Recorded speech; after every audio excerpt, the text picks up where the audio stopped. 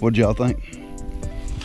All right, guys, Casey Bridges here. This house was for sale by owner. They called me. They wanted me to buy it. I couldn't give them the price they needed. I said, "Hey, let me fix it up. Let me paint it. You gotta pay me when you sell it and get it listed with an agent." And they've already had 4 or 5 owners. Y'all come take a look.